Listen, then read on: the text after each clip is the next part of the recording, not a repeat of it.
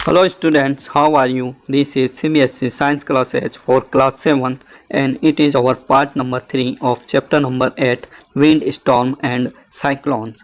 इस पार्ट से पहले हमने पढ़ लिया था कि विंड करंट्स कैसे जनरेट होती हैं, वे पृथ्वी की जो गति होती है उसके कारण और साथ में अनइवन हीटिंग के कारण पृथ्वी की सतह असमान रूप से गर्म होती है। पोल्स पर और इक्वेटर पर अलग अलग तरीके से गर्म होती है, उस कारण भी हमारी पवनें चलती हैं या पवनों का निर्माण होता है। इसी के साथ हमने पढ़ा था कि uneven heating of land and water के कारण भी, यानी कि जो समुद्र तटीय इलाके होते हैं वहाँ पर भी ये प्रभाव हमें देखने को मिलता है और वहाँ पर मानसूनी पवनें चलती हैं या मानसून के कारण वहाँ पर बारिश वगैरह होती है। इसके बारे में हमने पढ़ लिया था। अब जो ये मानसूनी पवनें हैं ये कभी कभी इनके साथ थंडर स्टॉर्म एंड साइक्लोन भी लेकर आती है। तो ये थंडर स्टॉर्म और साइक्लोन क्या होते हैं, इनको हम एनिमेटेड वीडियो के द्वारा भी समझने वाले हैं। तो आप वीडियो के लास्ट तक बने रहिए और इस वीडियो को पूरा देखिए। थंडर स्टॉर्म यानी हमारे होता है तड़ित झंझावात, यानी कि जब बहुत ज़्यादा बादल आ जाते हैं, बहुत ज़्यादा मेघ छा जाते हैं और उनमें गर्जना होती है, साथ में बिजली कड़कती है, तो ऐसी कंडीशन को हम क्या कहते हैं, थंडर स्टॉर्म कहते हैं या तड़ित झंझावात कहते हैं। बिजली गिरने को शुद्ध हिंदी में हम तड़ित कहते हैं, ठीक है। तो तड़ित यानी तो बिजली गिरना और स्टॉर्म यानी यहाँ पर होता है तूफान आना। तो ऐसा बारिश जिसमें कि बिजली भी कड़क रही है, गर्जना भी हो रही है, बादल भी गरज रहे हैं और साथ में तेज़ हवाएं भी चल रही हैं, जोरदार बारिश भी हो रही हैं, तो ऐसी कंडीशन को हम क्या कहते हैं, थंडर स्टॉर्म कहते हैं, तड़ित झंझावात कहते हैं, ठीक है। और साइक्लोन आपको पता है पहले से ही, ये चक्रवात होता है। Thunder storm develop in hot humid tropical areas like India very frequently.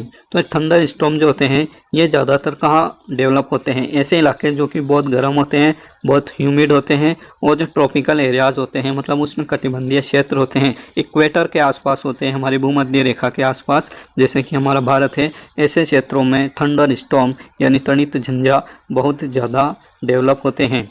The rising temperature produce strong upward rising wind.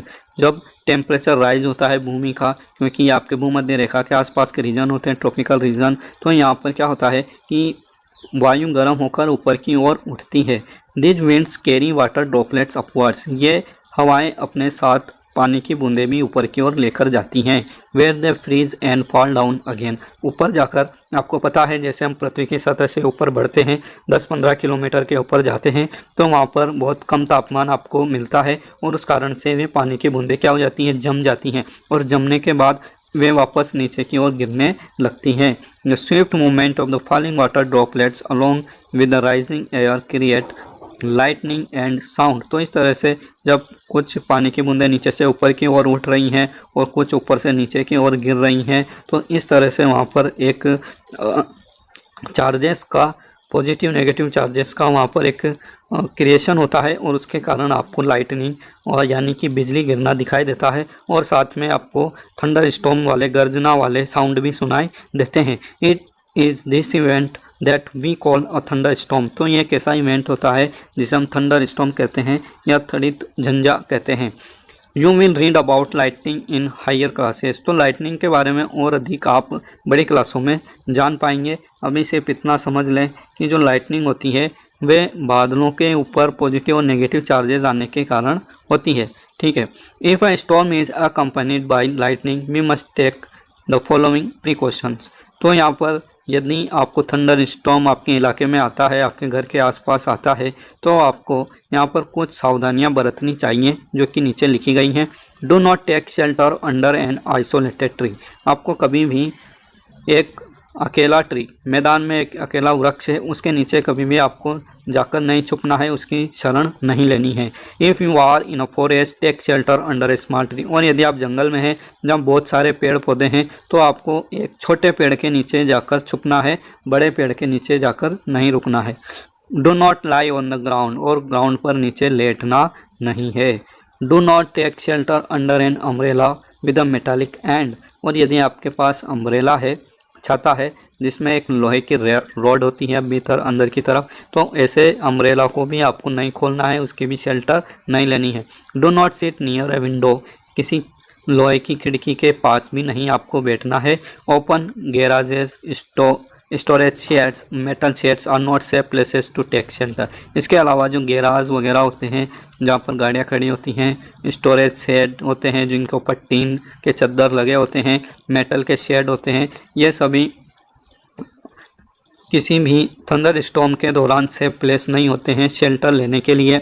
A car और bus is a safe place to take shelter. इसके अलावा यदि आप कार या बस के अंदर हैं तो आप उसके अंदर सेफ हैं, उससे बाहर ना निकलें। If you are in water get out and go inside a building. यदि आप पानी के अंदर हैं, स्विमिंग पूल में हैं, नदी में, तालाब में हैं, तो आप उससे तुरंत बाहर निकल जाएं और बिल्डिंग के अंदर, घर के अंदर थंडर स्टॉर्म से, बिजली गिरने से बचने के लिए आपने ऊपर प्रिकॉशन देखे। और next topic is how a thunder storm become a cyclone. एक थंडर स्टॉर्म किस तरह से साइक्लोन यानी चक्रवात में बदल जाता है। You know that water requires heat when it changes from liquid to vapour state. तो आपको पता है कि पानी को लिक्विड से वेपर में बदलने के लिए यानी तरल अवस्था से वाष्प अवस्था में बदलने के लिए ऊष्मा की आवश्यकता होती है। पानी जब गर्म होता है तो वह लिक्विड से वेपर में बदलता है। Does the water give back heat when vapour condenses into liquid. क्या जब पानी वापस वाष्प से लिक्विड में बदलता है, कंडेंसेशन होता है, संघनन होता है, वाटर वेपर वापस लिक्विड में बदलती हैं, उस अवस्था को हम क्या कहते हैं, कंडेंसेशन कहते हैं। तो जब कंडेंसेशन होता है वापस वेपर का लिक्विड में, तो क्या वह हीट वापस मुक्त होती है। Can you recall any experience to support this. क्या आपको कोई एक्सपीरियंस ऐसा पता है जिससे आपको इसका सपोर्ट मिल सके। तो यहाँ पर मैं आपको बता सकता हूँ कि जब वेपर वापस कंडेंस होती है लिक्विड फॉर्म में, तो वह उतनी ही मात्रा में वापस हीट रिलीज करती है, उतनी ही मात्रा में वायुमंडल में गर्मी बढ़ जाती है। Structure of a cyclone. तो यहाँ पर आपको साइक्लोन के स्ट्रक्चर के बारे में स्टडी करनी है कि चक्रवात होता क्या है। The centre of a cyclone is अ काम एरिया। किसी भी चक्रवात का जो सेंटर होता है, केंद्र बिंदु होता है, वह एक शांत क्षेत्र होता है, काम एरिया होता है। It is called I of the storm, और इसको हम स्टॉर्म की आई या उसकी आँख कहते हैं। A large cyclone is a violently rotating mass of air in the atmosphere.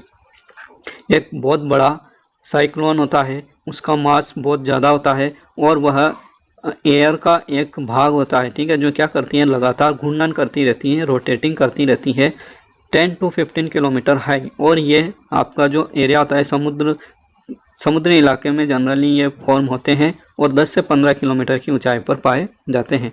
The diameter of the I varies from 10 to 30 kilometre. और जो डायमीटर होता है किसी भी आई का, मतलब उसका जो व्यास होता है चक्रवात का, वह 10 to 30 किलोमीटर तक हो सकता है, मतलब ये इतना लंबा चौड़ा हो सकता है। 10 से 15 किलोमीटर ऊंचा ये होता है और 10 से 30 किलोमीटर तक ये चौड़ाई में हो सकता है।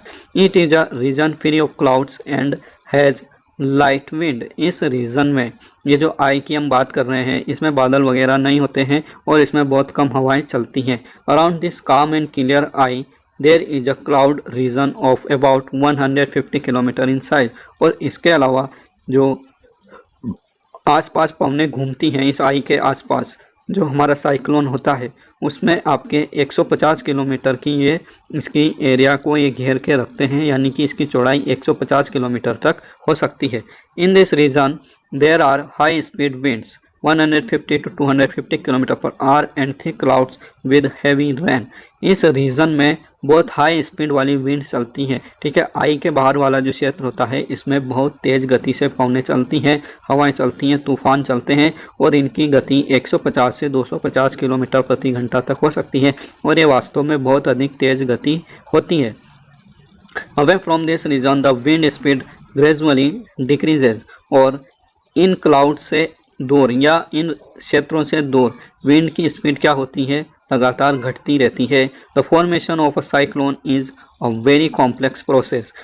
साइक्लोन का बनना वास्तव में एक बहुत जटिल प्रक्रिया है। A model is shown in figure 8.11। तो यहाँ पर नीचे 8.11 में आपको एक डायग्राम दिखाया गया है, साइक्लोन कैसे बनता है, उसकी प्रोसेसिंग कैसे होती है, इसके बारे में। और इसके अलावा मैं आपको एक एनिमेटेड वीडियो भी यहाँ पर दिखाने वाला हूँ, जिससे आपको ये अच्छे से समझ में आ जाएगा।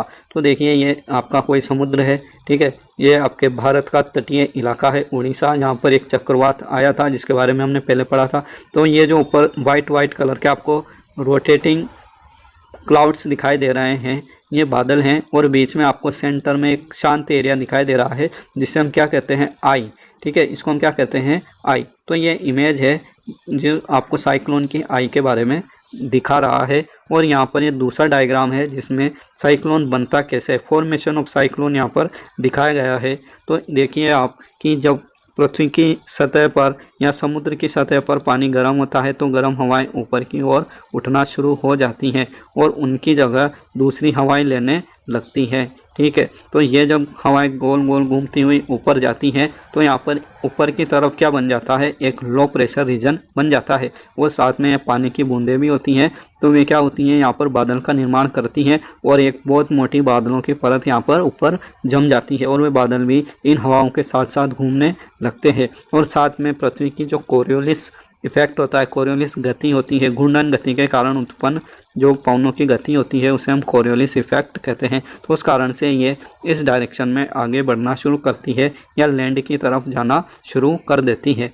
ठीक है, तो इसको हम अभी आगे और देखने वाले हैं, स्टडी करने वाले हैं वीडियो के माध्यम से। अभी आप सिर्फ इतना ध्यान रखिए कि ये जो बीच में पार्ट दिखाया गया है ये क्या होता है, किसी भी साइक्लोन की आई होती है। ठीक है, ये उसकी आँख होती है। ठीक है, और इसमें एयर ऊपर से नीचे की ओर जाती है, बहुत धीरे धीरे जाती है, बहुत तेज़ी के साथ भी नहीं जाती है। लेकिन जो आसपास वाली एयर होती है वह बहुत तेज़ी के साथ घूमते हुए ऊपर की ओर जाती है। तो ये जो आई यहाँ पर आपको छोटा सा रीजन दिखाया गया है ये भी 10 to 30 किलोमीटर तक चौड़ा हो सकता है। और साथ में जो ये बाहर आपको ये हवाएं दिखाई दे रही हैं घूमती हुई, ये आपके 200 किलोमीटर तक हो सकती है ना। जनरली ये 150 किलोमीटर तक भी होती हैं, लेकिन ये आपके 200 किलोमीटर तक भी चौड़ाई इसकी हो सकती है। ठीक है, और इसकी जो ऊंचाई है वह लगभग 15 किलोमीटर समुद्र तल से हो जाती है या ये प्राप्त कर लेता है। ठीक है, तो इसके बारे में अभी हम और आगे पढ़ेंगे और अच्छे से इसको समझेंगे। Before cloud formation water takes up heat from the atmosphere to change into vapour. तो बादल के बनने से पहले समुद्रों का जो पानी होता है वह आसपास के वायुमंडल से ऊष्मा लेता है और अपने आप को वेपर में बदल लेता है। When water vapor changes back to liquid form as raindrops, this heat is released to the atmosphere। और जब ये वाटर वेपर वापस संघनित होकर पानी की बूंदों में बदलते हैं, वर्षा की बूंदों के रूप में नीचे गिरते हैं, तो यह ऊष्मा वापस एटमॉस्फेयर में रिलीज कर दी जाती है। The heat release to the atmosphere warms the air around. और इस तरह से जो हीट यहाँ पर रिलीज होती है वायुमंडल में इन पानी की बूंदों के कारण, उससे क्या होता है, आसपास की वायु गर्म हो जाती है। The air tends to rise and causes a drop in pressure. तो इस तरह से वहाँ पर एयर यहाँ पर प्रेशर में कमी और अधिकता करती है, मतलब कहीं प्रेशर कम होता है और कहीं प्रेशर बढ़ जाता है। More air rushes to the centre of the storm. और इस तरह से जो तूफान होता है या जहाँ पर बादल ज़्यादा होते हैं, जहाँ वर्षा ज़्यादा होने लगती है, वहाँ पर उसकी तरफ वहाँ पर मोर एयर आने लगती है, यानी कि आसपास की वायु उस तरफ आने लगती है। This cycle is repeated. और ये साइकिल बार बार रिपीटेड होता रहता है। The chain of events ends with the formation of a very low pressure system with very high speed wind revolving around it. तो इस तरह से यहाँ पर एक चेन बन जाती है, इवेंट्स होते हैं और इस तरह से यहाँ पर एक लो प्रेशर सिस्टम बन जाता है जिसमें कि बहुत हाई स्पीड की पवनें चलती रहती हैं और एक केंद्र बिंदु के आसपास वे घूमती रहती हैं।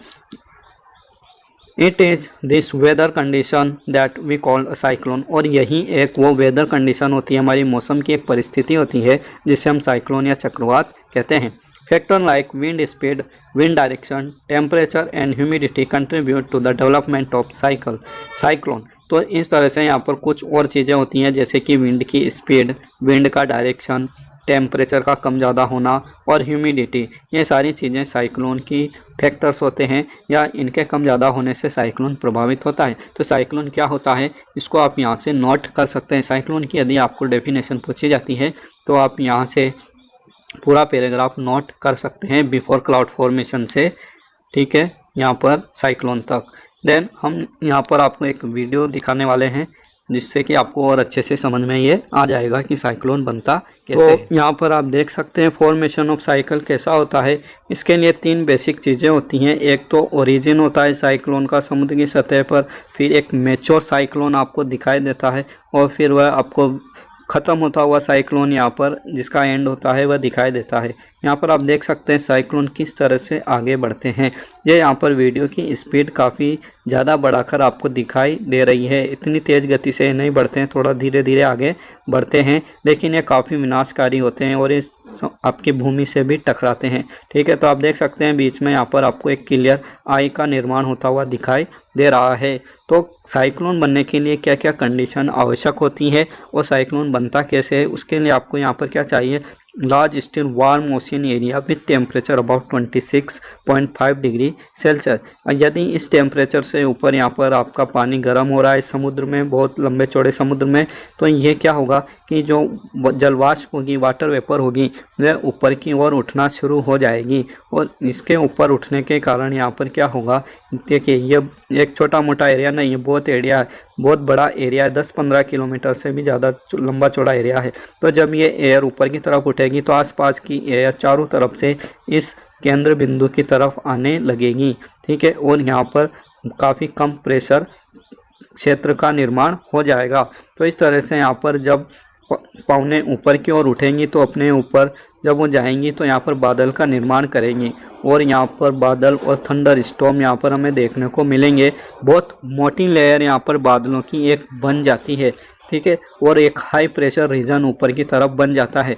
लगातार नीचे से गर्म पवने ऊपर की ओर आती रहती हैं और जब ये पानी की बूंदें या जलवाष्प वापस ठंडी होकर वर्षा के रूप में नीचे गिरने लगती है तो यहाँ पर और अधिक तापमान बढ़ता है, क्योंकि आपने देखा है कि जब कंडेंसेशन होता है तो ऊष्मा मुक्त होती है। ठीक है, तो यहाँ पर जो क्लाउड होते हैं वो 12 से 15 किलोमीटर की ऊंचाई पर पाए जाते हैं। इसी के साथ साथ ये जो ऊपर उठती हुई वायु है ये कोरियोलिस इफेक्ट के कारण यानी पृथ्वी के घूर्णन प्रभाव के कारण घूमने लगती हैं। ठीक है, और ये आपस में सर्कुलर राउंड करती हुई, ठीक है, सिलिंड्रिकल राउंड करती हुई ऊपर की ओर जाती है और ये फैल जाती है। और आपने देखा है कि ये 150 से 200 किलोमीटर लंबा एरिया में ये पवने फैलती हैं। ठीक है, नीचे से बहुत तेज़ी के साथ घूमती हुई ऊपर जाती हैं और जो आपके आई का निर्माण होता है बीच में, जो 10 से 30 किलोमीटर चौड़ी हो सकती है, ये आई में आपके शांत एरिया होता है और इसमें पवने ऊपर से नीचे की ओर जाती। तो आपने देखा किस तरह से इस चक्रवात का निर्माण होता है और आपको बहुत अच्छे से यहाँ पर समझ में आ गया होगा, I hope. Then we come to our next topic, destruction caused by cyclone, but we will study this topic in our next video. Okay, तो आपको ये वीडियो कैसा लगा आप कमेंट करके बताएं और यदि आप चैनल पर नए हैं तो इसको सब्सक्राइब जरूर कर लें। ओके, थैंक यू, जय हिंद, जय भारत।